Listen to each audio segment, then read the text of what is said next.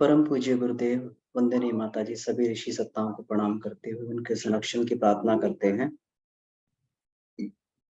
गायत्री मंत्र के साथ में उन्हें प्रणाम करेंगे। ओम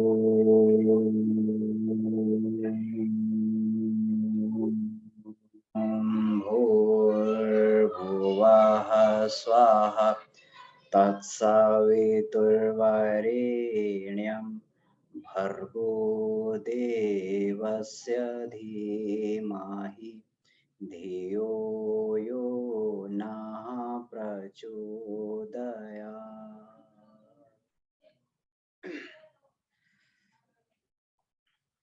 रविवासरीय प्रातःकालीन कक्षा में आप सभी लोगों का हार्दिक अभिनंदन है। अभी जो इसमें प्रज्ञोपनिषद का ये क्रम चल रहा है, इसमें हमारी ये 6वीं कक्षा है। इसमें प्रथम मंडल के तीसरे अध्याय की हम लोग चर्चा कर रहे हैं। तो एक बार इसको पुनरावृत्ति इसकी कर लेते हैं। हम लोगों ने पहले अध्याय में ये देखा भगवान विष्णु के नारद के संवाद में कि नारद के अंदर ये जिज्ञासा थी कि हे भगवान, इस समय मनुष्य बड़ा ही कमजोर हो गया है। पहले समय में लोग ब्रह्म ज्ञान की प्राप्ति के लिए बड़ी-बड़ी तपश्चर्याएं कर लेते थे, समय भी निकाल लेते थे, कठिन योगाभ्यास भी कर लेते थे, लेकिन आज वह सब पद्धतियां मनुष्य के लिए आज संभव नहीं है। तो कुछ ऐसा बताएं कि साधारण मनुष्य भी, जो असाधारण मनुष्य होते हैं, वो तो किसी प्रकार से भी अपनी योग्यता से, क्षमता से समय निकालकर वो ब्रह्म ज्ञान की प्राप्ति कर लेते हैं। लेकिन कुछ ऐसा उपाय बताएं कि जिससे सामान्य मनुष्य भी इस समय ब्रह्म विद्या का, ब्रह्म ज्ञान का अवगाहन कर सके।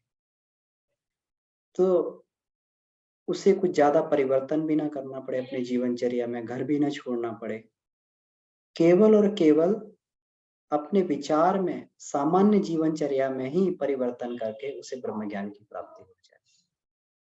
ये प्रश्न नारद ने रखा। भगवान विष्णु नारद का प्रश्न सुनकर प्रसन्न हुए। उन्होंने कहा कि नारद, तुमने तो वही बात कही है जो मेरे अंदर हृदय की इच्छा है। भक्त और भगवान की इच्छाएं जो होती हैं, ये समान होती हैं। वास्तव में भक्ति का अर्थ ही यही है कि अपनी इच्छा को खत्म कर देना और भगवान की इच्छा में ही अपनी इच्छा को मिला देना। यही भक्ति का सही सार है। जब हमारे जीवन में भक्ति उदय होती है, तो फिर हमारे इष्ट की इच्छाएं ही हमारे जीवन की इच्छा रह जाती है। वास्तव में हमारा जन्म होता भी इसीलिए है कि ईश्वर की बनाई हुई व्यवस्था को हम किस प्रकार से बढ़िया से चला सकें। इसीलिए हमें वरिष्ठ पुत्र का हमें ये दायित्व भी सौंपा गया। तो भगवान विष्णु ने कहा कि तुमने बिल्कुल मेरे मन की बात कही है, बिल्कुल मेरी जो इच्छा थी वही बात तुमने कही है। तुम पृथ्वी पर जाओ और वरिष्ठों की पहचान करो। अब वरिष्ठों की पहचान कैसे होगी? वरिष्ठों की पहचान होगी जिसके अंदर किसी की भी वरिष्ठता की पहचान होती है उसकी श्रद्धा, प्रज्ञा और निष्ठा से। उसकी भावनाएं कैसी, भावनात्मक श्रद्धा कैसी है, उसके अंदर उसकी प्रज्ञा, विचारधारा कैसी है, और निष्ठा, उसके कर्मों में उसकी किस प्रकार से निष्ठा है। तो इसी के माध्यम से तुम जाओ और उन वरिष्ठ संतानों की तुम खोज करो और उन्हें गायत्री महाविद्या का तुम उपदेश दो। गायत्री महाविद्या का उपदेश जब उनको मिलेगा तो तत्व चिंतन वो लोग करेंगे, तो फिर आत्मनिर्माण करेंगे। गायत्री महाविद्या, गायत्री कोई केवल देवी मात्र नहीं, गायत्री महाविद्या है। गायत्री हमारे जीवन का आमूलचूल परिवर्तन करती है। जब वो कोई भी व्यक्ति इस तत्व ज्ञान को समझने लगता है, समझ जाता है, तो पहला कार्य वो यही करता है, आत्मनिर्माण का कार्य करता है, अपने आप को बनाता है। गुरुदेव ने कहा अपना सुधार ही संसार की सबसे बड़ी सेवा है। तो सबसे पहले वो कार्य जो होता है वो आत्मनिर्माण का कार्य होता है, अपनी दुर्बलताओं से लड़ना और अपने अंदर सत्य प्रवृत्तियों का संवर्धन करते जाना। अपना आत्मचिंतन, आत्म परिष्कार, आत्मनिर्माण के माध्यम से इसको विकसित करते जाना। तो पहला कार्य जो है गायत्री उपासक का यही होता है। अगर किसी के जीवन में हम देखना चाहते हैं कि गायत्री उपासना हमारे जीवन में या किसी के भी जीवन में कारगर हो रही है, गायत्री महाविद्या का प्रभाव हो रहा है, तो केवल हमें इसी से जान लेना चाहिए कि उसके जीवन में फिर परिवर्तन कितना हुआ। ये परिवर्तन हो सकता है कि बहुत कम हो, बहुत धीरे-धीरे परिवर्तन हो, लेकिन परिवर्तन होना चाहिए। बिल्कुल चाहे दशमलव में परिवर्तन हो रहा हो, लेकिन परिवर्तन होना चाहिए। तो भगवान विष्णु ने कहा नारद से कि तुम जाओ और गायत्री महाविद्या का उपदेश दो। गायत्री महाविद्या का जो तत्व चिंतन जो करेगा, अवगाहन करेगा, वो फिर आत्मनिर्माण में लग जाएगा और जब व्यक्ति आत्मनिर्माण में लगेगा तो फिर उसे फिर समाज निर्माण और उसका विश्व निर्माण में भूमिका निभाना उसके लिए अति सरल हो जाएगा, अति सरल हो जाएगा। नारद ने पूछा भगवान और स्पष्ट कीजिए कि करना क्या है जाके? तो फिर भगवान विष्णु ने कहा तो अच्छा तो मैं तुम्हें बताता हूँ, तो अब तुम समाधिस्थ हो जाओ और मैं तुम्हें प्रज्ञा पुराण का, प्रज्ञोपनिषद का सत्र जो ये हुआ था हिमालय में, हिमालय की कंदराओं में जब ये सत्र हुआ था, जिसमें महर्षि महाप्राज्ञ पिपलाद जी ने 5 जिज्ञासाओं का जिसमें समाधान किया था, जिसमें श्रृंगी ऋषि, श्वेतकेतु और अष्टावक्र इत्यादि जिसमें ये ऋषि थे, दुर्वासा ऋषि थे।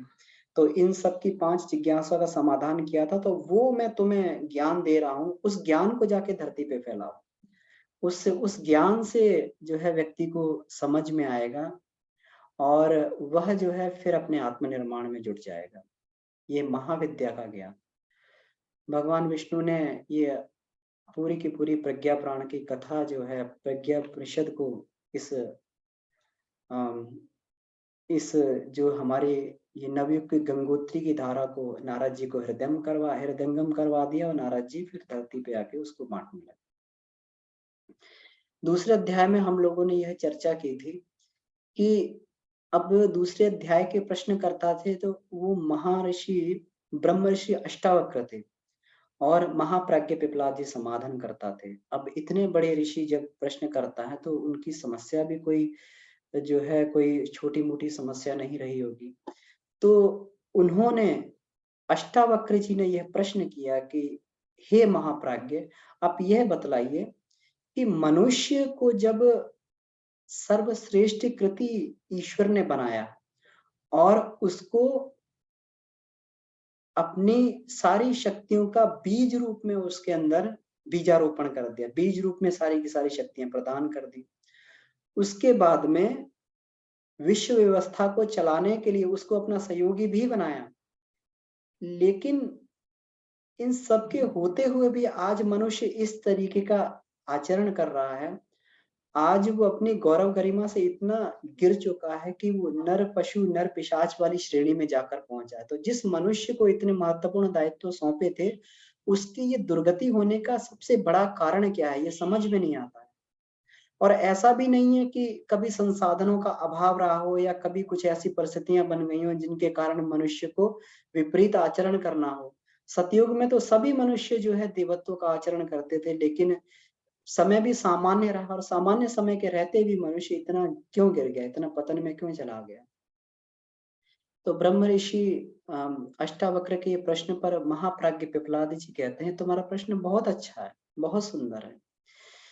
ये मनुष्य को जो है ये इतना पतन में जो गिरा है, इसका एकमात्र कारण ये है कि उसको एक सबसे बड़ी सुविधा दी है जो संसार में प्रकृति ने किसी भी जीव जंतु को, चाहे वो देवता की श्रेणी में हो, उनको भी नहीं मिली।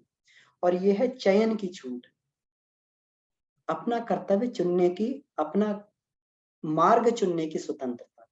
ये मार्ग चुनने की स्वतंत्रता कहीं पर भी किसी भी जीव को ईश्वर ने, प्रकृति ने प्रदान नहीं की, ये केवल मनुष्य को प्रदान की है। वह अपनी इच्छा से अपना मार्ग चुन सकता है, वह श्रेय मार्ग को चुन सकता है, प्रेम मार्ग को चुन सकता है। जो व्यक्ति जिस मार्ग को चुन लेता है, उस मार्ग का अवलंबन करता है, तो उसी प्रकार से व्यक्ति अपने जीवन में आगे बढ़ता रहता है। आज व्यक्ति ने प्रिय मार्ग को, साधन सुविधा संपन्नता वाले मार्ग को चुन लिया है और आत्मिक प्रगति को बिल्कुल भूल गया है, आत्मिक पक्ष को बिल्कुल गौण कर दिया है। और ये आत्मिक पक्ष गौण होने के कारण व्यक्ति का आत्मिक स्तर धीरे-धीरे गिरता जा रहा है और वो साधन सुविधा संपन्न होता हुआ भी दुःख और कष्ट, दुर्बुद्धि से वह ग्रसित है। इसीलिए ये जो है सबसे बड़ा उसकी दुर्गति का कारण है, क्योंकि मनुष्य का गौरव है कि वो जन्म लेकर और आत्मिक प्रगति में लग जाए। सांसारिक साधन सुविधाएँ होनी चाहिए, लेकिन उतनी होनी चाहिए जिससे उसकी आत्मिक प्रगति में किसी प्रकार की बाधा ना आए। आत्मिक प्रगति में बाधा होना ही संसार का सबसे बड़ा कष्ट है, सबसे बड़ा अज्ञान है, सबसे बड़ा दुर्भाग्य कहना चाहिए। जब हमारे जीवन की आत्मिक प्रगति हमारे सांसारिक कामों के कारण रुक जाती है, तो उससे बड़ा दुर्भाग्य, उससे बड़ा पतन, पराभव व्यक्ति को दूसरा नहीं मानना चाहिए। आत्मिक प्रगति जीवन में सबसे बड़ी प्रगति है। वंदनीय माताजी परम पूज्य गुरुदेव कहा करते थे कि जब जीवन में एक भी दिन व्यक्ति का जो है गैप हो जाता है, उसकी उपासना, साधना, आराधना में एक भी दिन गैप होता है, तो इसका मतलब ये मान लेना चाहिए कि वो व्यक्ति 1 महीना पीछे, अपनी प्रगति में 1 महीना पीछे चला जाता है। प्रगति होती तो बहुत धीरे-धीरे है, लेकिन जब वो गिरता है तो इकट्ठा जो है 30 दिन पीछे गिर जाता है। तो इतना उन्होंने परम पूज्य गुरुदेव ने इसको महत्वपूर्ण बताया कि ये नियम जो है हमारे जीवन में कितना महत्वपूर्ण है। तो इसी बात तथ्य को दूसरे अध्याय में अम, अ, ब्रह्म ऋषि अष्टावक्र महाप्राज्ञ पिपलाद जी समझाते हैं कि ये चैन की छूट का जो व्यक्ति जिस प्रकार से उपयोग कर लेता है, उसी प्रकार से उसका जीवन आगे बढ़ता चला जाता है। अब तीसरे अध्याय में जब बात आती है, तीसरे दिन के सत्र की जब बात आती है, दूसरे दिन के सत्र की जब बात आती है, तो उसके प्रश्नकर्ता जो है विचारवान श्वेत केतु। ये श्वेत केतु वही है जिन्होंने परिवार परंपरा को जन्म दिया। पहले लोग झुंडों में रहा करते थे, तो झुंड में जो है कोई कोई दाम्पत्य जीवन की व्यवस्था नहीं थी। वहाँ पर सबके जो है सभी स्त्रियाँ जो है पूरे के पूरे झुंड की पत्नियाँ हुआ करती थी। अब सभी बच्चे जो है झुंड के जो है बच्चे हुआ करते थे, उसमें किसी प्रकार का कोई पारिवारिक उसमें बंधन नहीं था। तो श्वेत केतु ने जब इस व्यवस्था को समझा तो उन्होंने कहा कि किसी मनुष्य के निर्माण के लिए उसको बनाने के लिए परिवार परंपरा को जीवित करना होगा। तो उन्होंने परिवार परंपरा को बनाया। तो वही श्वेत केतु आज विचारवान श्वेत केतु आज प्रश्न करता है और इनसे प्रश्न करते हैं महाप्राज्ञ पिपलाद जी से कि आपने यह तो बता दिया कि मनुष्य जो है सर्वथा स्वतंत्र है, वो किसी प्रकार से किसी रास्ते को भी अपने जीवन में चुन सकता है। लेकिन हे महाप्राज्ञ, मुझे फिर भी इसमें कुछ कमियाँ दिखाई देती हैं। कहीं न कहीं कोई कमी ज़रूर इसमें दिखाई दे रही है कि मनुष्य सर्वथा स्वतंत्र है। उसे उसे अपनी इच्छा के अलावा किसी सहायता की आवश्यकता नहीं है। ये मुझे कहीं न कहीं इसमें कोई न कोई रहस्य ज़रूर मालूम पड़ता है, क्योंकि स्वतंत्रता होते हुए भी उसे कहीं न कहीं किसी की सहायता की अपेक्षा उसको रहती है। इस तथ्य को सुनकर महाप्राज्ञ पिपलाद जी जो है अ, प्रसन्न हुए और उन्होंने कहा कि श्वेतकेतु तुमने बहुत अच्छा प्रश्न किया है। ये वास्तव में ऐसा नहीं है। मनुष्य को परमात्मा की सहायता मिलती है। जब वह व्यक्ति आत्मिक प्रगति के रास्ते पर चलता है, उसके तरह-तरह की दिक्कतें आती हैं, तरह-तरह की परेशानियाँ होती हैं, तरह-तरह की परीक्षाओं से उसे गुज़रना पड़ता है और जब भी उसे आत्मिक बल की आवश्यकता होती है, आत्मबल की आवश्यकता होती है, तो वह परमात्मा को पुकारता है और परमात्मा उसको बड़ी ही सहजता से उसको वह आत्मबल उसको प्रदान करता है। क्योंकि अध्यात्म की जो पथ है, अध्यात्म का जो मार्ग है, ये कोई सरल मार्ग नहीं है। ये कोई अफ़ीम की गोली की तरह मार्ग नहीं है जिसको आदमी खा के और फिर सब चिंताओं से मुक्त हो जाता है। यहाँ तो सांसारिक कठिनाइयों से ज़्यादा श्रम जो है कठिनाइयाँ व्यक्ति को झेलनी पड़ती हैं। उसकी परीक्षाएँ भी होती हैं, उसको इस मार्ग पर जो है कठिनाइयाँ भी आती हैं, उसको इस मार्ग पर हर वक़्त 2-2 हर पल जो है उसको अपनी दुर्बलताओं से उसको 2-2 हाथ करना पड़ता है। सांसारिक विघ्नों से उसको 2-2 हाथ करना पड़ता है, अपने स्वजनों से जो है कुरीतियों से उसको 2-2 हाथ हमेशा करना पड़ता है। स्वामी विवेकानंद अपने ये इस श्लोक को हमेशा कोट किया करते थे, जो इसमें ये कहा गया है, कठोपनिषद का श्लोक है। कि उत्तिष्ठ जागृत प्राप्य वरान निबोधिता, उठो जागो और जब तक लक्ष्य ना मिल जाए तब तक निरंतर अपने जीवन में आगे बढ़ते रहो, निरंतर निरंतर अपने जीवन में आगे बढ़ते रहो। इसके बाद की जो लाइन है ये बड़ी ही मार्मिक लाइन है। उन्होंने कहा है, शुरस्य धारा निशिता दुरत्या, ये छुरे की उल्टी धार पर चलने के बराबर है। सुरक्ष धारा निष्ठा दुरत्या, दुर्गम पथ, दुर्गम पथ तत्कवयो वदंती। ये इतना दुर्गम पथ है कि जिसको जो है ये उल्टे छुरे की धार पर चलने जैसा दुर्गम पथ है, इसको ऋषियों ने कहा है, इसको ऐसा बताया है। तो इस पर अध्यात्म के रास्ते पर बड़ी ही सावधानी से व्यक्ति को चलना पड़ता है, पल पल सजग रहना पड़ता है, पल पल सचेत रहना पड़ता है, नहीं तो एक ही पल में व्यक्ति तुरंत गिर जाता है। और इतने कठिन रास्ते पर जब वह चलने का संकल्प लेता है तो वह अकेला नहीं होता। परमात्मा का सहर्ष अनुदान, सहर्ष उसको जो है शक्ति का आत्मबल के रूप में उसको अनुदान प्राप्त होता है, जो व्यक्ति इस मार्ग पर चलता है, जो व्यक्ति इस मार्ग पर चलने के लिए उनसे याचना करता है। तो इसमें ये कहा गया है कि जीवन एक प्रत्यक्ष उपहार है और परमात्मा की कृपा को प्राप्त करने के लिए व्यक्ति को 3 चीज़ों को अपने जीवन में अपनाना पड़ता है। परमात्मा की कृपा को प्राप्त करने के लिए उसको जो है अपने जीवन में कुछ शर्तों का पालन करना पड़ता है, जिसको हम उपासना बोलते हैं, साधना बोलते हैं, आराधना। उपासना का अर्थ जो है भगवान के सामीप्य, भगवान का सामीप्य प्राप्त करना। भगवान का सामीप्य प्राप्त करने का अर्थ ये है केवल ऐसा नहीं है कि हम भगवान के पास में बैठ जाएं।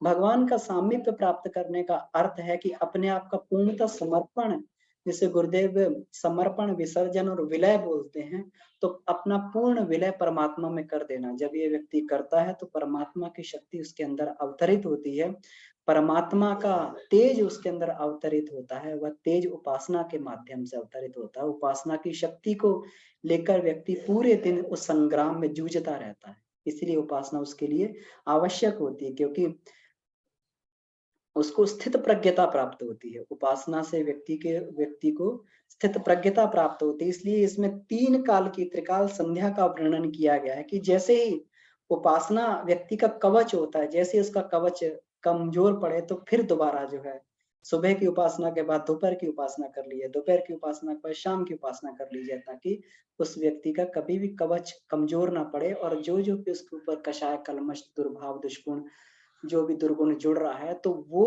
उसका जो है धीरे-धीरे उसकी साथ-साथ सफाई होती रहे। तो ये उपासना का जो है महत्वपूर्ण क्रियाकलाप ये जोड़ा गया है ईश्वर की कृपा को प्राप्त करने का। दूसरा होता है साधना। साधना का अर्थ होता है जब व्यक्ति साधना करता है, साधना का मतलब होता है अब जब शक्ति प्राप्त कर लेगी तो अपनी दुर्बलताओं से लड़ा जाए, अपनी अपनी अपनी जो है कमियों से लड़ा जाए, अपने अपने को संयम के मार्ग पर, इंद्रिय निग्रह के मार्ग मार्ग पर चलाया जाए। विचार संयम, अर्थ संयम, समय संयम, इंद्रिय संयम का सतत सतत अभ्यास जो है पूरा दिन भर उसको जो है उसको करना होता है। तो ये उसको किया जाए और इसके लिए फिर जब ईश्वर की कृपा जब मिलती है तो ये भी चीजें बड़ी सहज होती आती हैं, लेकिन ये करना पड़ता है। गुरुदेव बोलते थे कि उपासना तो कुछ ही समय की होती है, कुछ घंटों की होती है, लेकिन साधना तो दिन भर व्यक्ति को करनी पड़ती है, दिन भर करनी। और उसके बाद में जब उपासना साधना व्यक्ति की सधती है, जब साधना उसके सध जाती तो उसके पास में रिसोर्स बचने लगते हैं, उसके अपनी शक्तियां जो हैं उसकी बचने लगती हैं। जो शक्तियां अभी तक केवल अपने ऊपर ही खर्च हो रही थी, व्यक्ति का समय भी बचने लगता है, अर्थ संसाधन भी बचने लगते हैं, उसकी इंद्रिय शक्ति भी बच जाती, तो उन शक्तियों को फिर समाज हित के लिए जब लगाया जाता है तो इससे आराधना का पक्ष पूरा होता है। नहीं तो अभी तक तो व्यक्ति जो कमा रहा था अपने लिए ही खर्च कर रहा था, लेकिन जब उपासना साधना जब सध जाती है तो फिर आराधना वाला पक्ष व्यक्ति का सधने लगता है, मजबूत होने लगता है। तो 3 चीजें जो है जो व्यक्ति अपने जीवन में अपना लेता है उसकी सतत आत्मिक प्रगति होती है, उसको परमात्मा की तरफ से आत्मबल ही मिलता चला जाता है, परमात्मा की तरफ से उसको सारे अनुग्रह और अनुदान मिलते जाते हैं। तो पिछले कक्षा में हम लोगों ने यहाँ तक ये चर्चा की थी। आज देखते हैं आज देखते हैं कि इसमें महाप्राज्ञ बोल रहे हैं कि अ, हे श्वेत केतु, आत्मा किससे याचना कर सकती है? आत्मा केवल अपने वरिष्ठ से ही याचना कर सकती है। आत्मा केवल अपने वरिष्ठ से ही याचना कर सकती है। आत्मा का वरिष्ठ केवल और केवल परमात्मा हो सकता है। संसार में उसे किसी की याचना करने की आवश्यकता नहीं है। संसार में किसी प्रकार के जो है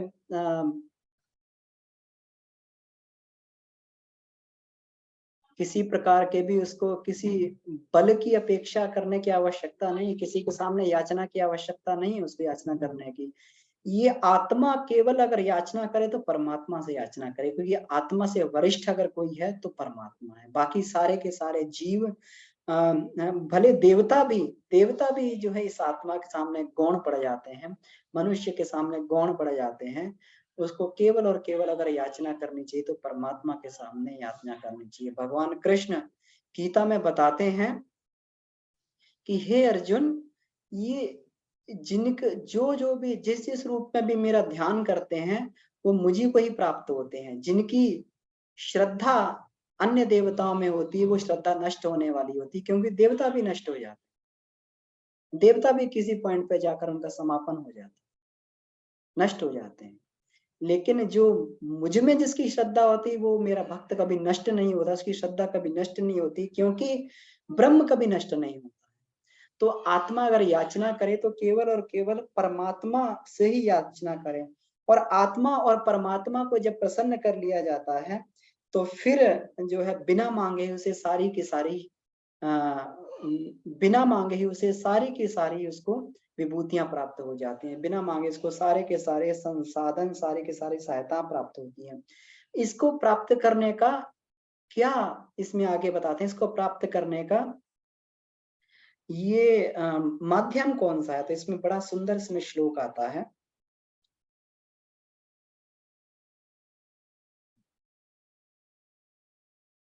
आत्मशक्ति पूरिका तु शक्ति सा परमात्मनः अपेक्षम बाह्य साह्यम महाभाग तत् शृणु एतत् साधनाय सर्वं सिद्ध्यात्माने सौम्यं तु परमात्मने संप्रीते प्रीताः सर्वोल्लमञ्जसा अयाचितं च साहाय्यं कुर्वते येन चार्जिता भक्त श्रद्धा विप्र प्रज्ञा साधु निष्ठा परमात्मना।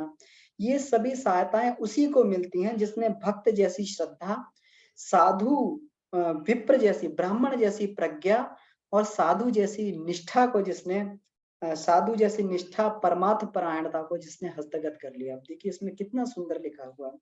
परम पूज्य गुरुदेव कहा करते थे अपने जब भी क्लास लिया करते थे, बेटा हम तुमसे केवल और केवल 2 ही कदम आगे हैं, केवल 2 कदम आगे हैं, 2 हाथ आगे हैं।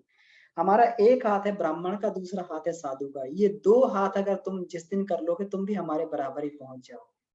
तो गायत्री महाविद्या का अवगाहन वही कर सकता है जिसके अंदर भक्त जैसी श्रद्धा हो। भक्त जैसी श्रद्धा का अर्थ है, श्रद्धा का मतलब होता है कि अगर एक जगह हमने अपना ये हमने दृढ़ विश्वास जमा दिया है तो फिर हमारा मार्ग जो है श्रद्धा फिर हमारी गिरती नहीं है।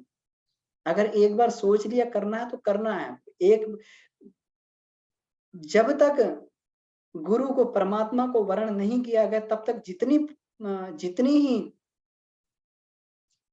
जितनी परीक्षा गुरु की और परमात्मा की लेनी उतनी ले लेनी चाहिए। जितना परीक्षण करना कर लेना चाहिए, लेकिन एक बार अगर अगर जब वर्ण कर लिया है तो फिर अटूट श्रद्धा हमारी होनी चाहिए। कहीं पर भी हमारी श्रद्धा खंडित नहीं होनी चाहिए। भक्त जैसी श्रद्धा होनी चाहिए, ब्राह्मण जैसी प्रज्ञा होनी चाहिए। प्रज्ञा का अर्थ सद्बुद्धि, परिष्कृत बुद्धि। वह बुद्धि जो व्यक्ति को सही और गलत का विवेक प्रदान करती है। सही और गलत का चयन करने का जो विवेक जो प्राप्त होता है, इसको ब्राह्मण जैसी प्रज्ञा बोलते हैं। कि फिर आगे हम उन्हीं चीजों का चुनाव करें जो हमारी आत्मिक प्रगति में सहायक हैं। और साधु जैसी परमार्थ में हमारी निष्ठा होनी चाहिए कि अभी तक तो अपने लिए ही सब किया जाता रहा है, लेकिन अब उदारता पूर्वक उसको बांटा जाए, परमार्थ में लगाया जाए, ऐसी निष्ठा हमारे जीवन में होनी चाहिए। तो यही जिसने इस जिसने इस तीनों अनुबंधों को अपने जीवन में धारण कर लिया है, उसे मान लेना चाहिए सामर्थ्य और संपन्नता का स्रोत हस्तगत हो गया, अब उसे कुछ भी दुर्लभ नहीं है, ऐसा समझना चाहिए। परम पूज्य गुरुदेव को जब दादा गुरु ने निर्देश दिया, जब उनको पहली बार जब ऐसा हुआ कि जब उन्हें सहस्त्रांशु यज्ञ की बात कही गई, तो उसमें इतने बड़े यज्ञ का आयोजन जो महाभारत काल के बाद कभी भी हुआ नहीं था, तो इतने बड़े का यज्ञ का आयोजन किस प्रकार होगा? तो जब उनके मन में शंका उपस्थित हुई तो दादा गुरु मुस्कुराए। उन्होंने कहा कि तुम्हें इसके लिए चिंता की आवश्यकता नहीं है, जो कुछ भी तुम्हारे पास है तुम बस अपने सारे संसाधन को बस बो देना, फिर तुम चिंता मत करना कि मतलब किस तरीके से फिर उसकी पूर्ति जो है सभी परमात्मा सत्ता फिर उसकी पूर्ति करेगी।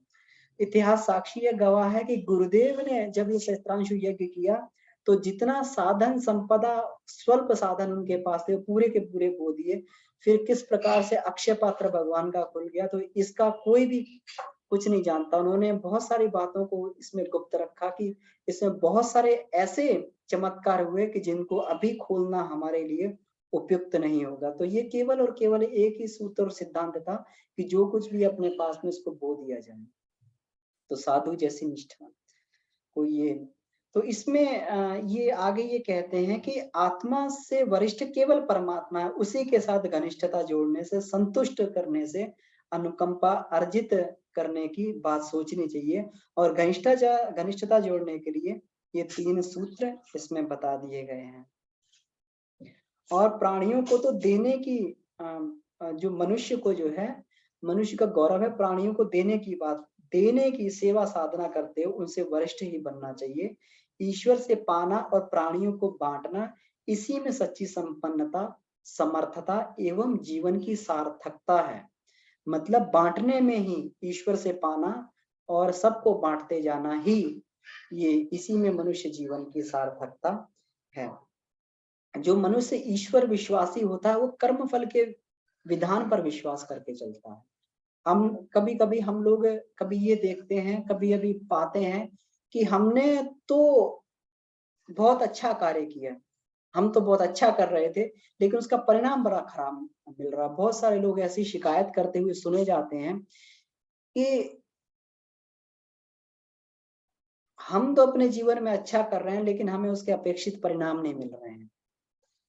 लेकिन वो तो बहुत खराब करते हैं। वो जो भी खराब लोग हैं, कोई भी जो खराब काम कर रहे हैं, उनको उनके जीवन में कोई कष्ट ना कठिनाई आती है, ना उनको कोई परिणाम उसको झेलना पड़ता है, और उनको सब कुछ ये मिलता है। तो ये कर्म की गति जो है बड़ी गहन होती है। कर्म फल जो है कभी भी ये समझ में व्यक्ति के आता नहीं है इतना जल्दी से, और व्यक्ति जो है देखकर उसका मन खिन्न हो जाता है कि हम तो बहुत अच्छा कर रहे हैं, हम तो बहुत बढ़िया कर रहे हैं। लेकिन भक्त जो है वो कर्म फल के विधान को जानता। भगवान कृष्ण ने अर्जुन को कहा कि अर्जुन तू इस कर्म फल को नहीं जानता, ये कर्म फल बहुत गहन है, तुझे लग रहा है कि मैं क्या खराब कर रहा हूँ, क्या सही कर रहा हूँ। ये कर्म फल का विधान बहुत गहन है, तू इसको समझने का प्रयास कर।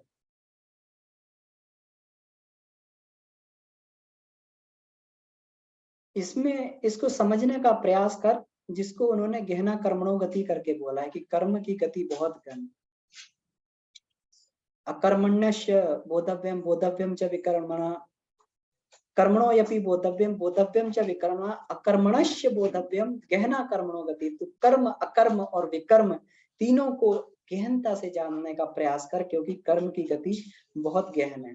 तो ईश्वर विश्वासी का, भक्त का केवल और केवल यही एक पहचान होती है कि वो किसी भी परिस्थिति में अपने इसको गिरने नहीं देता, कर्म फल के विधान को वह हमेशा अपने जीवन में उतार के रखता है। वे अपनी क्षुद्रता को महानता के साथ जोड़ते हैं। भक्त जो है अपनी क्षुद्रता को महानता से जोड़ते हैं, तत्सम हो जाते हैं। स्तवन उपचार के बदले असीम मनोकामनाएं पूरी करने की बात प्रपंचक करते हैं, भक्तजन नहीं करते। भक्त कभी भगवान से मांगता नहीं, भक्त कभी भी भगवान से अपने लिए नहीं मांगता है, मांगता तो समाज के लिए मांगता है। इस विश्व सुधा के लिए मांगता, अपने लिए नहीं मांगता। अपना तो वह प्रारब्ध भोग समझकर उसको किसी न किसी तरीके से काटता रहता है। जो व्यक्ति बार-बार भगवान से अपने सांसारिक कामनाओं की पूर्ति के लिए बार-बार प्रस्ताव रखते हैं या कोई भी प्रस्ताव रखते हैं, वो भक्त नहीं होते, वो प्रपंचक होते हैं। भक्तों तो केवल बाँटना ही जानता है, केवल जो है देना ही जानता है। हे श्वेत केतु, भौतिक जगत में शारीरिक बल, शस्त्र बल, संगठन बल, बुद्धि बल, धन बल, कला बल, कौशल अनेक सामर्थ्य हैं, लेकिन आंतरिक जगत में केवल और केवल एक ही सामर्थ्य है जिसको आत्मबल कहा जाता है। उसका उपार्जन ईश्वर भक्ति के क्षेत्र में सत चिंतन और सत्कर्म से होता है। इसी को गायत्री और यज्ञ कहा जाता है। गायत्री का मतलब सत्चिंतन और यज्ञ का मतलब सत्कर्म। तो ईश्वर के द्वारा अगर ये आत्मबल को जो उपार्जित करना है, तो आत्मबल को उपार्जित करने का माध्यम केवल और केवल यही होता है। आत्मबल से बढ़कर मनुष्य जीवन में कोई भी और विभूति नहीं। ये बल इस तरीके का है कि इसको हम सांसारिक और आत्मिक किसी भी क्षेत्र में इस बल का उपयोग करके कोई भी हम संपदा हासिल कर सकते हैं। एक बार की बात है कि जब सिकंदर विश्व विजय करके जब अपने घर को लौट रहा था, जब अपने वतन को यूनान लौट रहा था, तब उसको उसके गुरु सुकरात की बात याद आई कि सिकंदर तुम लौटना तो वहां से जो है भारत से ये 5 चीजें जरूर लेके आना, गुरु, गंगा, गीता और गायत्री और गुरु। गंगा, गीता, गायत्री और गुरु। तो गंगा, गीता, गायत्री तो किसी तरीके से ये मिल गई, अब गुरु कहाँ से ढूंढा जाए? तो उसने अपने सैनिकों को जो है ढूंढा। अच्छा है, लेकिन उनका पत्नी तो थाकल रहा था, दुखी रहा था। तो सैनिकों को हाँ, सैनिकों को बोला कि तुम अब गुरु की खोज करके लाओ। गायत्री रूपी वेद भी मिल गए, गीता भी मिल गई, गंगा जल भी आ गया, ये भी आ गया। तो इसके बाद में ये कहा गया कि तुम अब एक काम करो, अब गुरु को खोज के लाओ। तो शिष्य जो उसके सैनिक निकल पड़े, जगह जगह नगरों में जाकर, गांव में जाकर ये पता किया कि कोई गुरु नाम की चीज है। तो बड़ी मुश्किल से एक जगह पता लगा कि एक पास में पोखर तालाब है, वहां पर जो है एक गुरु नाम का व्यक्ति वहां पर रहता है, उसके पास में जाओ, वो शायद तुम्हारे साथ चलने को तैयार हो जाए। सैनिक जब वहां पर गए तो वहां पर दंडायन ऋषि लेटे हुए थे तालाब के किनारे। दंडायन ऋषि मस्ती में लेटे हुए थे, मस्ती में लेटे हुए थे दंडायन ऋषि। तो सैनिकों ने कहा, नंग धड़ंग लेटे हुए थे, तो तिरस्कार की भावना से कहा, सुनो, तुम्हें सिकंदर ने बुलाया है, तुम हमारे साथ चलो। सिकंदर किसी गुरु को अपने ले जाना चाहते हैं अपने साथ में, तो तुम चलो हमारे साथ में। लोगों ने बताया कि तुम गुरु हो। तो दंडायन ऋषि ने इनकी तरफ बिल्कुल नहीं देखा, अपनी मस्ती में बिल्कुल एकदम। फिर जाके उन्होंने सैनिकों ने कहा, तो फिर भी दंडायन ऋषि ने उसकी ओर कोई ध्यान नहीं दिया। सैनिकों तक क्रोध आया, क्रोध आया। क्रोध में आकर उन्होंने कोड़े बरसाना, जो है चाबुक बरसाना उन पर, दंडायन ऋषि पे प्रारंभ कर दे कि धूर्त तो हमारी बात को नहीं सुनेगा, जानता है हम सिकंदर के सैनिक। दंडायन ऋषि उस समय भी अपनी मस्ती की स्थिति में बने रहे, शारीरिक, क्योंकि जो महान आत्माएं होती हैं, संत होते हैं, वो शारीरिक भाव से ऊपर उठ जाते हैं। तो शरीर पे कितना भी कष्ट हो, लेकिन उनकी आनंद की स्थिति नहीं कभी जाती है। तो इतना सहने पर भी जो है वो अपनी आनंद की स्थिति में बने रहे, लेकिन कुछ भी उन्होंने बोला नहीं। सैनिक हार कर थक कर चले गए और सिकंदर को बताया कि एक बहुत ही एक दूर हमने जब खोजा, नगर नगर गांव गांव खोजा, तो एक गुरु नाम का कोई व्यक्ति जो है पड़ा पाया गया तालाब के किनारे, लेकिन वो आने को तैयार नहीं हुआ। हमने सब अपने उपक्रम करके देख लिए। सिकंदर का ठीक है, मैं चलता हूँ। सिकंदर गया, सिकंदर गया तो सिकंदर ने जाकर वहां पर निवेदन किया। सिकंदर को समझ में आ गया कि ये किसी तरीके से जो है कोई भी प्रयोग कर लेंगे, कोई भी दंड देंगे तो ये व्यक्ति हमारे साथ में नहीं जाएगा, जो सैनिकों ने सिकंदर को बताया। तो सिकंदर ने निवेदन किया कि हे महात्मन, आप हमारे साथ में चलिए, हमारे गुरु सुकरात ने आपको बुलाया। सिकंदर को ये बात सुनकर, सिकंदर की बात सुनकर दंडायन ऋषि ने कहा, कहो भिक्षु, तुम यहाँ किस किस बात से आए हो? कहो भिक्षु, कहो भिखारी। ये बात सुनकर सिकंदर असमंजस में पड़ गया। विश्व विजेता सिकंदर को भिखारी बोला जा रहा है। कहो भिखारी, कहो भिक्षु। सिकंदर अचरज में पड़ गया। उसने निवेदन किया कि ये कोई साधारण व्यक्ति नहीं हो सकता जो मुझे भिखारी कह रहा है। उसने निवेदन किया कि मेरे गुरु सुकरात ने बताया कि एक गुरु को वहां से लेके आना। तो दंडायन ऋषि ने कहा कि मैं इस समय तुम्हारे साथ नहीं चल सकता, लेकिन मैं आऊंगा। मैं तुम्हें आश्वासन दे रहा हूं, मैं आऊंगा। सुकरात को बता देना और यह कहना कि दंडायन ऋषि ने तुम्हारे लिए आशीर्वाद भेजा है। सुकरात को केवल मेरा यह संदेश दे देना।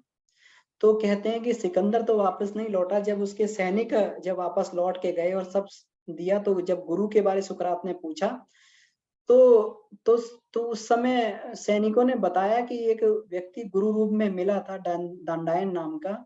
तो उसने जो है वो खुद तो नहीं आया, लेकिन आपके लिए आशीर्वाद भेजा है। आपको, आपके लिए कल्याण भवती, आपके लिए कहा, आशीर्वाद भेजा है।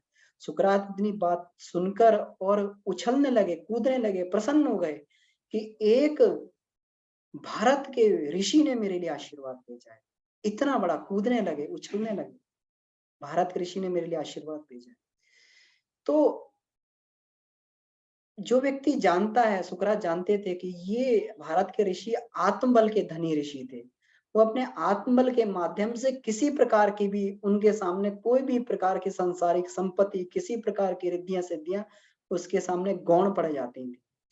तो ये होती है आत्मबल की महत्ता। हमारे यहाँ हमेशा हमेशा से ऋषियों मुनियों ने, हमारे यहाँ सबने आत्मबल की साधना की है, आत्मबल की प्राप्ति के लिए ही प्रयास किया है। और आत्मबल ही सर्वोपरि बल जो इसमें इसमें बताया गया है।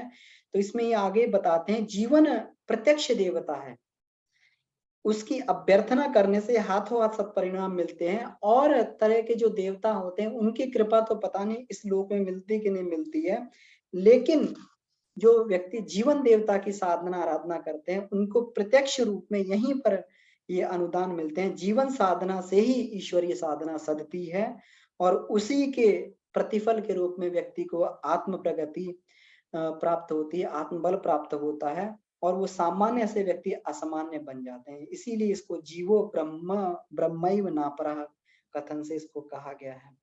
मनुष्य के दुख का, दरिद्र का, पतन पराव का कारण आत्मा और परमात्मा की विलगता है। जब मनुष्य आत्मा और परमात्मा जो है, मनुष्य जीवात्मा जब परमात्मा से अलग होती है तो उस समय में व्यक्ति कमजोर पड़ना चालू हो जाता है। जिस प्रकार हमारा मोबाइल फोन रहता है, हमें 24 घंटे के अंदर जब डिस्चार्ज हो जाता है तो हमें उसे चार्जिंग पर जरूर लगाना पड़ता है, वो चार्ज हो जाता है।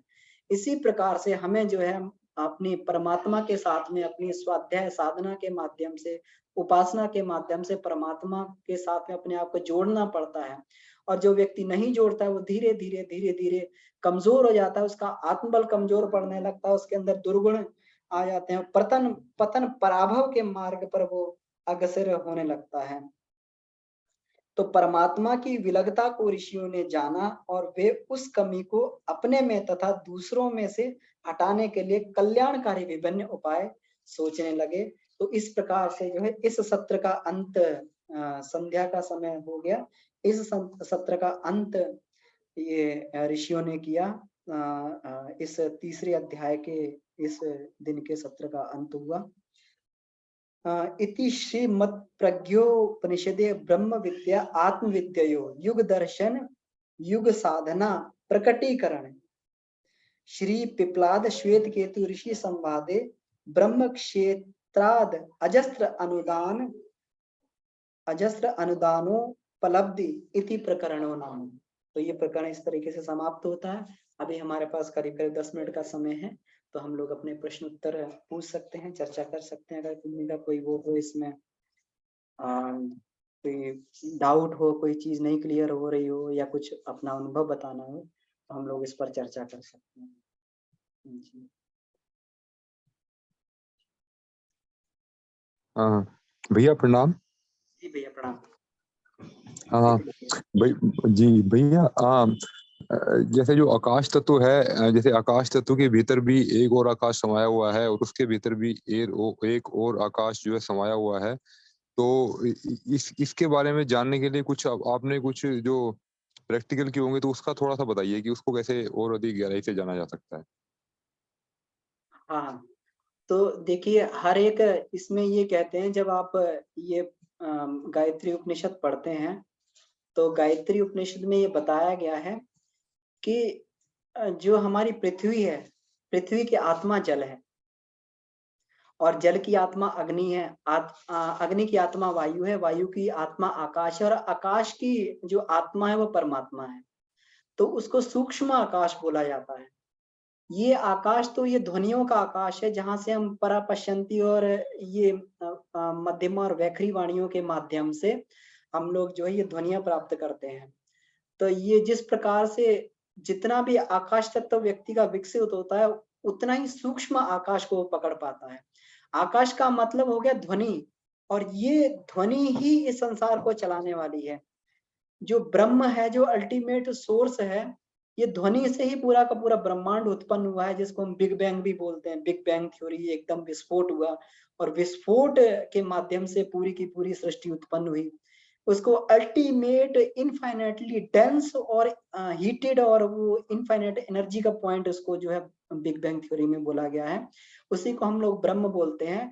वो जो है विस्फोट की संकल्पना को जिसको ये बताता है हमारा साइंस बताती है, उसी को हम लोग जो एको अहम बहुश्याम बोलते हैं। जब एको अहम बहुश्याम होता है, तो ब्रह्म के अंदर से प्रचुर मात्रा में शक्ति निकलती है और पूरा का पूरा सारा और ये अंदर उसकी जो प्रेरणा जो अंदर ब्रह्म से निकलती है, जो उसकी इच्छा निकलती है, यही इच्छा ही यही इच्छा ही ये पूरा का पूरा सृष्टि का कारण बन जाती है। यही संकल्प सृष्टि का कारण बन जाता है और सब जगह ये आकाश रूप में व्याप्त हो जाता है क्योंकि जहाँ ध्वनि है वहीं पर आकाश है, जहाँ पर आकाश है वहीं पर ध्वनि है। तो ये आकाशवत पूरा का पूरा व्याप्त हो जाता है और उसी आकाश से स्थूलतम आकाश बनता है। धीरे-धीरे ये परावाणी पश्यंती में, पश्यंती वाणी फिर जो है वैखरी और मध्यमा बदलती है और ये हमारे तक पहुँचती है। तो नाद योग की साधना के माध्यम से व्यक्ति सूक्ष्म और सूक्ष्मतर ध्वनियों को पकड़ने का प्रयास करता है। इसी से सूक्ष्म आकाश को पकड़ने का प्रयास करता है। अपन नाद योग की साधना करते हैं तो शुरू में बांसुरी की ध्वनि सुनते हैं।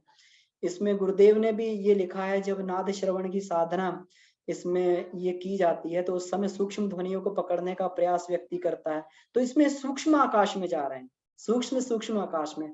अभी हम लोग जो है वैखरी के माध्यम से कानों की जो है ये ध्वनि इसको जो है आहत नाद बोलते हैं। लेकिन आहत नाद जो होता है जो हमारे कानों से ध्वनि टकराती है जो 20 से 20 हज़ार की फ्रीक्वेंसी पर होती है, उसको पकड़ पाते हैं। तो ये ईथर वाला आकाश है। लेकिन इसके बाद में जो ध्वनियाँ आती हैं वो सूक्ष्म हो जाती हैं। तो सबसे पहले गुरुदेव ने बताया है कि सूक्ष्म ध्वनियों को अपने शरीर के अंदर जो ध्वनियाँ चल रही हैं उनको पकड़ने का प्रयास करें। जब वो ध्वनियाँ पकड़ में आने लगती तो और सूक्ष्म ध्वनियाँ जो होती हैं जो सृष्टि में उसको जो है ये झिंगुर का स्वर सुनाई देने लगता है, बांसुरी का स्वर सुनाई देने लगता है।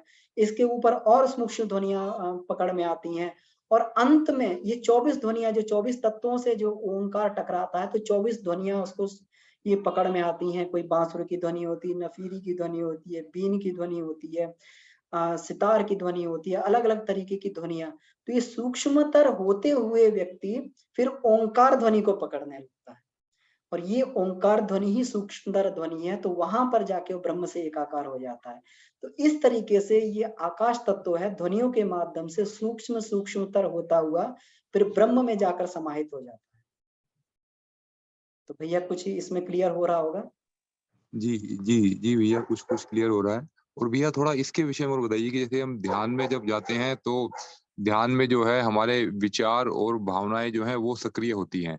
और फिर विचार, भावना और जो ध्वनि है इसमें क्या संबंध है? हमें ये कैसे पता लगेगा कि अभी हम जो है परा पश्यंती में है और जो है अभी हम अपने ध्यान में विचारों के माध्यम से जा रहे हैं या हमारी भावनाएँ जा रही है हमारी, तो इनके बीच में आपस में क्या संबंध रहता है इनके बीच में? हाँ, तो इसमें देखिए वैचारिक स्तर पर जैसे आप कोई स्वाध्याय कर रहे हैं, आपको स्वाध्याय के ये मिल रहे हैं, आपको जो है स्वाध्याय में आपको समाधान मिलते चले आ रहे हैं, तो ये पश्यंती ध्वनि हुई। विचार की ध्वनि जो होती है, ये पश्यंती ध्वनि हुई। मतलब इसमें क्या होता है कि ये जो जितना भी संसार में जो ये ज्ञान है पूरा का पूरा, ये जो है जिसको हम लोग बोलते हैं, ये इलेक्ट्रोमैग्नेटिक वेव्स के रूप में सूर्य से आता रहता है। सूर्य से जो है धरती इसको ग्रहण करती है, इसीलिए इसको बोला गया है सविता सर्वभूतानां सर्वभावान सूयते। सविता जो है सर्वभूतों को उत्पन्न को करने वाला है, सभी भावों को देने वाला है। इसके आगे कहा गया है सवनात् प्रेरणा चैव सविता तेन उच्यते। जो भूतों को उत्पन्न करने के साथ में उन्हें प्रेरणा भी देता है, उन्हें ज्ञान भी देता है, उसी को सविता कहा जाता है। अब विज्ञान इस बात पे पहुंचने लगा है कि जो इलेक्ट्रोमैग्नेटिक वेव्स जिसको पोल्स पर नॉर्थ पोल पर जो है ये पृथ्वी ग्रहण करती है, वो और साउथ पोल से निकालती है, तो ये पूरी की पूरी ज्ञानात्मक विचारधारा जिसको हम शूमन वेव्स बोलते हैं, शूमन वेव्स बोलते हैं। तो ये शूमन फ्रीक्वेंसी ही इलेक्ट्रोमैग्नेटिक वेव्स के ऊपर के माध्यम से धरती के चारों ओर चक्कर लगाती है, और इसकी फ्रीक्वेंसी 8 to 13 हर्ट्ज होती है, 8 to 13 साइकिल पर सेकंड होती है। और मनुष्य जब अल्फा स्टेट में आता है, ध्यान के माध्यम से जब वो अल्फा स्टेट में आता है, तो उसके स्टेट उसके भी दिमाग में जो एक्टिविटीज है वो 8 to 13 साइकिल पर सेकंड की एक्टिविटी हो जाती है। जब दो जगह की फ्रीक्वेंसी बराबर हो जाती है तो उनमें आदान प्रदान चलने लगता है। तो उस स्थिति में, हाँ, उस स्थिति में जाकर ये व्यष्टि मन समष्टि मन का हिस्सा बन जाता है, तो व्यक्ति को समाधान मिलने लगते हैं। तो ये हमें जानना चाहिए कि ये पश्यंती वाणी है, ये पश्यंती वाणी से हम जुड़ गए। लेकिन उसके बाद में जब उसके हृदय में भावनाएं उमड़ती हैं, हृदय में जो आकांक्षाएं उमड़ती हैं, इच्छाएं उमड़ती हैं, तो उस समय मानना चाहिए ये परावाणी, जो ईश्वर जो है, ईश्वर से परावाणी इसको प्राप्त हो रही है। क्योंकि ये जो है परावाणी को फिर विचार भी नहीं सुन पाते, ये विचारों से भी ऊपर की वाणी, मन नहीं इसको सुन पाता। इसका श्रवण केवल हृदय कर पाता है, इसका श्रवण केवल आत्मा कर पाती है। आत्मा बोलती, परमात्मा बोलता, और आत्मा इस वाणी को सुनता है। तो जब आपके अंदर ये प्रेरणा उदय हो रही है, जब आपके अंदर ये भावना आ रही है, आपके अंदर भावनात्मक आदान प्रदान शुरू हो गया है, प्रेरणाएं आ रही हैं, आकांक्षाएं उभर रही हैं, तो उस समय में ये मान के चलना चाहिए कि फिर ये परावाणी से हो रहा है। और जो भी ईश्वर आदेश निर्देश जो भी देता है वो परावाणी के माध्यम से ही देता है। तो भैया कुछ क्लियर हो रहा होगा इसमें? हाँ जी, हाँ जी भैया जी, काफ़ी कुछ क्लियर हो गया। तो हम ये समझ सकते हैं कि जैसे ध्यान में जो है ध्यान जैसे विचारों से शुरू होता है। हम जैसे कोई भी हम विचार करते हैं ध्यान में बैठने का, तो फिर उसके बाद जो है हम जिस भी तरह का ध्यान कर रहे हैं, फिर वो जैसे-जैसे उसमें गहराई बढ़ती जाती है, तो फिर जो हमारी भावनाएँ सक्रिय होने लगती हैं। तो फिर जो है इसलिए हम ध्यान में जाकर के जो हमारा जो मन है, वो फिर शांत होने लगता है। जब विचार शून्यता आती है, तो मन शांत होता है। तो फिर जो है हृदय जो है उससे जो भावनाएँ उमड़ करके और फिर जो है एक तरह से जो योग जो है वो संभव हो पाता है। तो अब भैया जैसे जब जब जैसे कि इस तरह का जब परिस्थिति बनती है कि जहाँ पर जो है विचार शून्यता आ रही है और जो है भावनाएँ हमारी अधिक उमड़ रही हैं, तो क्या उन भावनाओं का जो ज्ञान है वो हमें होता है? और हमें अगर होता है तो वो अगर आत्मा करती है तो फिर वो परिस्थिति जैसे जो समाधि की जो परिस्थिति है वो क्या इसके बाद में जो भावनाओं में जब हम आएँगे तो उसके बाद ही क्या समाधि की स्थिति आएगी? इसमें कैसे संबंध होगा भैया इसके अंदर? हाँ, तो हमें ये कहना चाहिए कि समाधि की स्थिति के बाद ही हमारी भावनात्मक स्थिति आती है। गुरुदेव जब ध्यान करवाते हैं, तो ध्यान में एक बात बोलते हैं कि भाव समाधि बोलते हैं ना। तो भाव समाधि का मतलब समाधि की अवस्था के बाद में समाधि में एकात्मकता स्थापित की जाती है। और जब एकात्मकता स्थापित हो जाती है, तब जाके भावनात्मक आदान प्रदान चालू होता है। तब हम कहते हैं कि पूर्ण रूप से परमात्मा के साथ में हमारा योग हो गया है। जी भैया। तो ये, जी। हाँ, तो ये जो ध्यान की जो अवस्था होती है, जब अपन ध्यान करते हैं तो धारणा से प्रारंभ होती है, और फिर धारणा से प्रारंभ होके जो हमारी धारणा से प्रारंभ होके ध्यान, और ध्यान के बाद में फिर ये समाधि बन जाती है। तो ध्यान की प्रारंभिक अवस्था हमारी धारणा होती है, और ध्यान की पूर्ण अवस्था हमारी समाधि होती है, और समाधि के बाद योग चालू होता है फिर। जी, जी भैया। तो भैया जब समाधि की अवस्था में जब जैसे जब भावनाएँ सक्रिय होती हैं, तो उस समय जो है क्या हमें ये अनुभूति होती है कि हम जो है क्या कर रहे हैं? तो जैसे बहुत से लोग ऐसा कहते हैं कि समाधि में जो है क्या हुआ, उन्हें उन्हें को कुछ पता ही नहीं लगा और कितना समय बीत गया, 1 दिन बीता, 2 दिन बीता या घंटे भी कुछ सेकंड में बीत गए, तो उसका आभास नहीं होता। तो उस समय जो है हमारे भीतर जो आभास करने वाला जैसे आत्मा है, तो वो फिर हमें याद क्यों नहीं होता कि हम इस समाधि में कहाँ गए हैं? हाँ, तो उसमें भी समाधि भैया अलग-अलग तरीके की होती है। महर्षि पतंजलि ने समाधि पाद में ये लिखा हुआ है। इसमें असंप्रज्ञात और संप्रज्ञात समाधि होती है, जिसमें व्यक्ति को अपना अपना भान रहता है कि मैं अभी किस स्वरूप में हूँ, क्या हूँ, मेरे अंदर क्या चल रहा है ना? और कुछ असंप्रज्ञात समाधि होती है, निर्बीज समाधि होती है। निर्बीज समाधि में व्यक्ति अपनी जो है, वहाँ पे इंद्रियों की क्षमताएँ भी खत्म हो जाती हैं। शरीर की क्षमताएँ खत्म हो जाती हैं, इंद्रियों की क्षमताएँ खत्म हो जाती हैं। तो उस स्थिति में व्यक्ति को जो है कुछ पता नहीं लगता कि वो कहाँ बैठा हुआ है, क्योंकि समय का भी जो है उस समय ध्यान नहीं रहता है कि वो कितना तो जो है इस समाधि की अवस्था में बहुत ही जो है बड़ा समय का काल जो है बड़ा छोटा मालूम पड़ता है।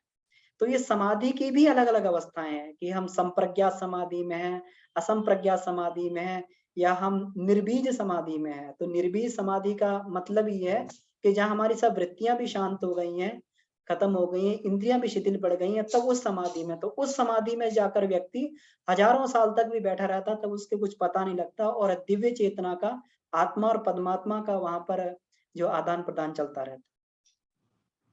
तो जो असंप्रज्ञात समाधि जो है वो जो है आत्मा की इच्छा से होती है या उसमें परमात्मा की इच्छा होती है उसके अंदर? क्योंकि हम कितने लंबे समय तक बैठेंगे ये तो हमें भी नहीं पता और किसी को नहीं पता। तो ये हम हमारी आत्मा को पता होता है, ये सिर्फ़ परमात्मा की जब दया दृष्टि होती है या हम कहेंगे उसकी इच्छा होती है तभी ऐसा संभव हो पाता है? हाँ, तो ये आत्मिक इच्छा से ही होते हैं। आत्मा ही जानती है कि हमें कितना देर जीवात्मा जानती है कि हमें कितना देर ईश्वर से मिलना है। क्योंकि उसकी भूख होती है। जैसे उसकी भूख खत्म होती है तो फिर वापस अपनी स्थिति में आ जाती है। हुँ, तो जी, उसकी जी। अपनी भूख होती है जितनी देर, क्योंकि उसको संसार में भी रहना है। तो ऐसा नहीं है कि वो हुँ। सब कुछ छोड़कर जो है, क्योंकि जीव भाव में हम हैं, तो संसार को भी चलाना तो जीव भाव में तो वापस आना ही पड़ेगा। तो आत्मा अपने स्तर से इसका निर्धारण करती है कि हमें कितना देर समाधि अवस्था में जाना है, कितनी आवश्यकता है हमारी। जी, तो भैया क्या क्या ऐप प्रज्ञा समाधि से भी जो ऊपर कुछ है क्या जो कि ये जान सके कि कि वो जो है उस समय वो कहाँ पर था वो? जैसे कुछ जो है कुछ योगी व्यक्ति भी ये भी जान लेते हैं कि जो है चाहे वो किसी भी तरह की समाधि में हो पर उससे भी कोई ऊँचा स्तर होता है क्या कोई कि जिससे कि जो है संप्रज्ञात समाधि जो होती है तो उसमें भी जाना जा सके कि जो है वो कहाँ पर है? जब जहाँ पर इंद्रियाँ काम नहीं करती पर वहाँ पर आत्मा तो है उस परिस्थिति में भी जब इंद्रियाँ हुँ। जो हमारी स्थिर भी पड़ गई पर उस परिस्थिति में आत्मा तो है, तो आत्मा तो सब जानती है। हाँ, तो तो फिर संप्रज्ञात, हाँ, हाँ, संप्रज्ञात और असंप्रज्ञात समाधि में तो आत्मा जानती है कि क्या हो रहा है। लेकिन जब निर्बीज समाधि की अवस्था आती है तो उसमें फिर जो है जीव नहीं जान पाता है कि उसमें आत्मा और परमात्मा की वार्ता होती है। उसमें जीव नहीं जान पाता क्योंकि जीव इंद्रियों तक सीमित रहता है। तो इसमें जो गुरुदेव ने वो उसमें लिखा है कि जो जिसमें ब्रह्म की सहजता वाला इसमें पक्ष लिखा हुआ है कि ब्रह्म की सहजता वहाँ तक अनुभव की जा सकती है जिसको हम जो कहते हैं इसे असंप्रज्ञात समाधि तक जो है हम इसको अनुभव कर सकते हैं। लेकिन जब व्यक्ति निर्बीज समाधि में जाता है, तब उसकी जो है अनुभूति से भी परे हो जाती है सब चीज़ें। तब व्यक्ति जो है उसको अनुभव नहीं कर पाता है। तो ये केवल आत्मा और परमात्मा का ही मिलन होता है। यहाँ पर शरीर इसको अनुभव नहीं कर पाता है।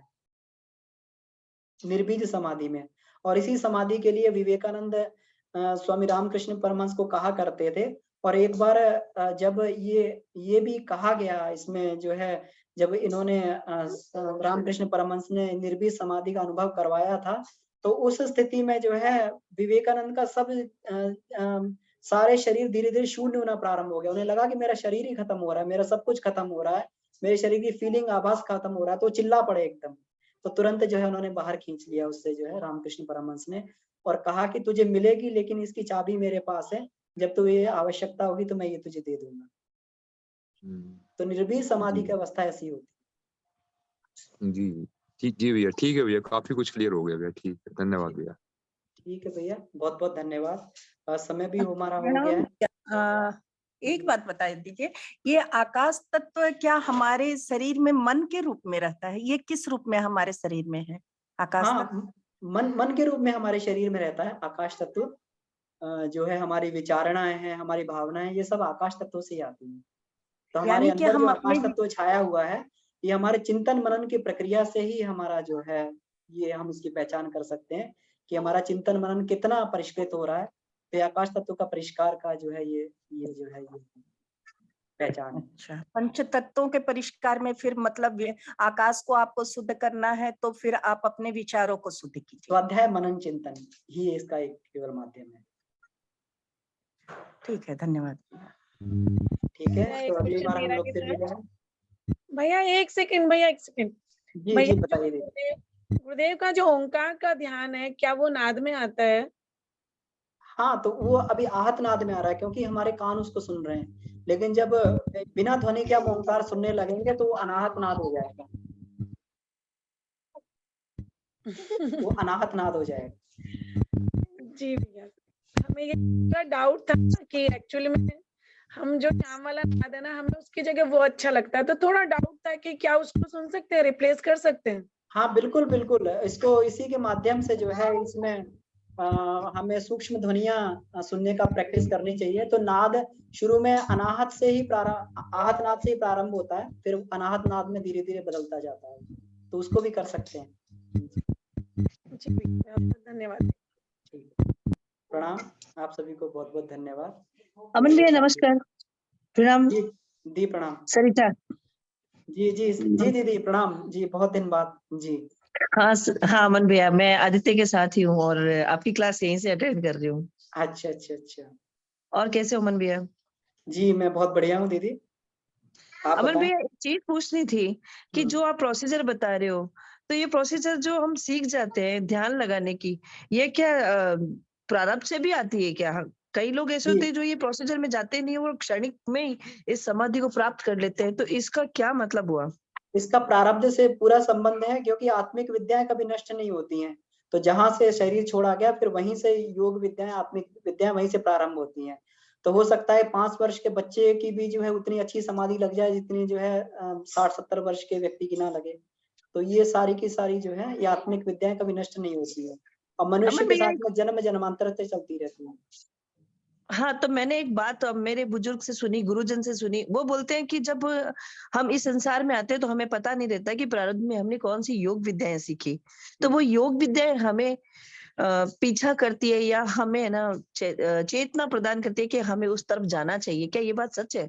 बिल्कुल सच है और वो हमारी आत्मा जानती है। हम नहीं जानते लेकिन हमारी आत्मा जानती है और वहीं से वो फिर वो जीव का वहीं से जो है वो यात्रा प्रारंभ कर देती है कि यहाँ तक पूरी कर ली है और यहाँ से आगे बढ़ना है। आत्मा को तो सब ये मालूम विद होता है। तो ये विद्याएं क्या हमें विघ्न डालती है और कष्ट भी देती है क्या अपनी ओर खींचने के लिए? आत्मिक विद्या कभी कष्ट नहीं देती है। आत्मिक विद्या तो जी, हमेशा मनुष्य को आगे ही बढ़ाती है। कष्ट जी, जी, जी। आत्मिक जगत में कष्ट कुछ होता ही नहीं है, केवल आनंद होता है। जी, सांसारिक जी, जगत में जी, ही जी। कष्ट होता है केवल। जी, अमन भैया। जी। हाँ, अमन भैया बस यही पूछना था कि ऐसा होता है क्या कि योग बिल्कुल, विद्याएँ हमारा ऐसा पीछा होता है। करती है क्या? जी, जी, बिल्कुल जी, होता है जी, और जी। जी और पीछा कष्ट नहीं देती है। ये कर सकती हैं कि वो आपको संसार से स्मृति हो गई छुड़वाती है और आपको हमारा याद है मोह। कि आपको जी, ये आपका सही मार्ग है और जी। वो हमें कष्ट आदित्य बात मार्ग हो कर रहे हैं। सकता है। जी, अमन भैया। ठीक है भैया, प्रणाम। ठीक है बहुत भैया अच्छा प्रणाम। था। जी, जी, शांति पाठ करते हैं। हाँ भैया। ओम शांति शांति शांति समा। जी, अगली बार फिर मिलेंगे हम लोग।